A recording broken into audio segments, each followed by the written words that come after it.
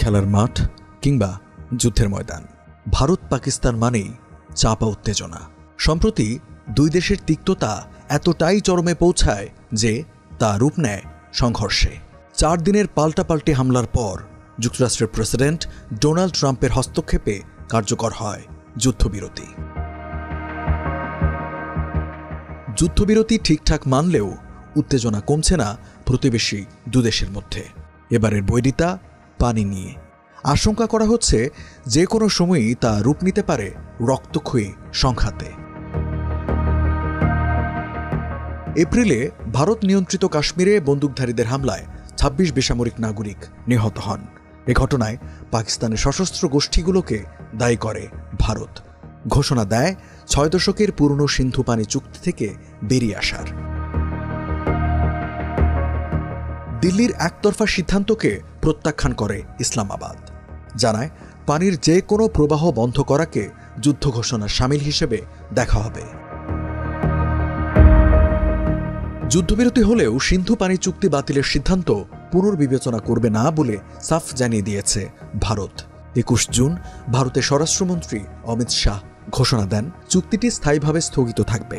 আন্তর্জাতিক চুক্তিগুলো একতরফাভাবে বাতিল করা যায় না, তবে আমাদের এটি স্থগিত রাখার অধিকার ছিল, যা আমরা করেছি।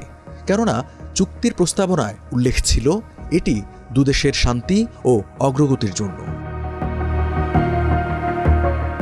অমিত শাহর এই ঘোষণা পাকিস্তানের জন্য দুশ্চিন্তার কারণ, কেননা এটি দীর্ঘমেয়াদে পাকিস্তানকে অস্তিত্বগত হুমকিতে ফেলবে। পানি প্রবাহ বন্ধ হলে কৃষি, খাদ্য নিরাপত্তার হুমকিতে পড়বে লাখ লাখ মানুষ। আর এই অবস্থায় বিশেষজ্ঞরা সতর্ক করছেন, এটি ভারত ও পাকিস্তানের মধ্যে একটি পূর্ণাঙ্গ যুদ্ধের ক্ষেত্রও তৈরি করতে পারে। তারা বলছেন, পাকিস্তানে নদীর প্রবাহ সম্পূর্ণরূপে বন্ধ করতে পারবে না ভারত, কারণ বর্তমানে এটি সেই অবকাঠামো নেই। তবে এটাও সত্য, সামান্য পরিবর্তন বা বাধাও পাকিস্তানের বিরাট ক্ষতি করতে পারে, বিশেষ করে শীতকালে যখন পানির স্তর নিচে নেমে আসে। তাছাড়া বর্তমানে পাকিস্তানের কাছে পর্যাপ্ত জলাধারও নেই। তাই ভারত যদি সিন্ধু অববাহিকার নদীগুলোর প্রবাহ বন্ধ করতে সক্ষম হয়, তবে তীব্র পানি সংকটের মুখে পড়তে হবে পাকিস্তানকে।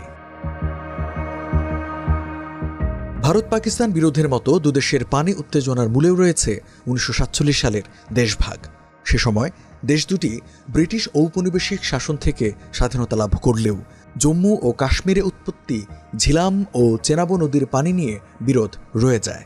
পরে বিশ্বব্যাংকের মধ্যস্থতা এবং আর্থিক সহায়তায় 1960 সালে এই বিরোধের নিষ্পত্তি হয়। সেই চুক্তি অনুসারে ভারতকে বরাদ্দ করা হয় 3টি নদী, রবি, শতশ্রু ও বিয়াস।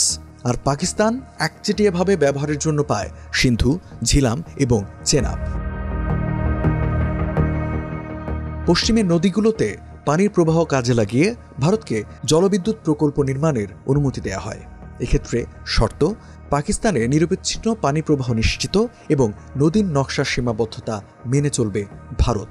চুক্তিতে ত্রিস্তরীয় বিরোধ নিষ্পত্তি ব্যবস্থার কথাও রাখা হয়, যাতে কোনো কারণে দুদেশের মধ্যে মতপার্থক্য দেখা দিলে তা বিশ্বব্যাংকের তত্ত্বাবধানে সমাধান করা যায়। চুক্তিটি গত 6 দশকেরও বেশি সময় ধরে কার্যকর থাকলেও মাঝে পশ্চিমের 3 নদী সিন্ধু, ঝিলাম ও চেনাবতে ভারতের জলবিদ্যুৎ প্রকল্প বাগলিহার, মিশেঙ্গা ও রাতলে নির্মাণ নিয়ে বিরোধ দেখা দেয়, যা পরে সুরাহাও হয় আন্তর্জাতিক আদালতে। তবে কখনোই পানি চুক্তি থেকে সরে আসেনি কোনো দেশ, যা এবার কাশ্মীরের পেহেলগামে 26 পর্যটকের নিহতের ঘটনায় করেছে ভারত। পেহেলগাম কাণ্ডের পর ভারতের প্রধানমন্ত্রী নরেন্দ্র মোদী বলেছিলেন, রক্ত ও পানি একসঙ্গে প্রবাহিত হতে পারে না। জবাবে পাকিস্তানের সাবেক পররাষ্ট্রমন্ত্রী বিলওয়াল ভুট্টো জারদারি বলেন, সিন্ধু আমাদের এবং আমাদেরই থাকবে। হয় আমাদের পানি এর মধ্য দিয়ে প্রবাহিত হবে, নয় তাদের রক্ত।